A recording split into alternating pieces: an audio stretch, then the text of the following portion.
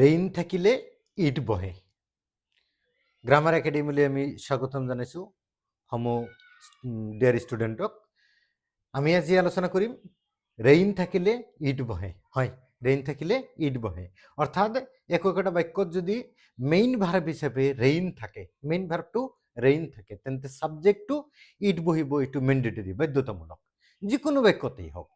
যদি ৰেইনটো main verb হিচাপে কাম কৰিছে বাক্যটোত, তেন্তে ছাবজেক্টটো ইট বহিব। ইয়াত কোনো সন্দেহ নাই, অৰ্থাৎ 100% গ্যাৰাণ্টি। যদি উদাহৰণ লওঁ, it is raining, it is raining, বৰষুণ দি আছে। যদি আমি ইয়াৰ লগত নাও শব্দটো যোগ কৰোঁ, ইট ইজ ৰেইনিং নাও, এতিয়া বৰষুণ দি আছে। বা যদি কওঁ it has been raining signs morning, ৰাতিপুৱাৰ পৰা বৰষুণ দি আছে।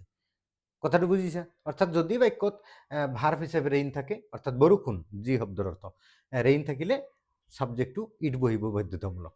ইংৰাজী গ্ৰামাৰৰ বিষয়ে আৰু কিবা যদি তোমালোকৰ জানিবলগীয়া থাকে, তেন্তে তোমালোকে কমেণ্ট বক্সত কমেণ্ট কৰি জনাবা। আমি তোমালোকৰ প্ৰত্যেকটো প্ৰশ্নৰ উত্তৰ দিবলৈ আমি সাজু আছোঁ। আজিলৈ এৰিছোঁ, অহা ক্লাছত পুনৰ লগ পাম। ধন্যবাদ।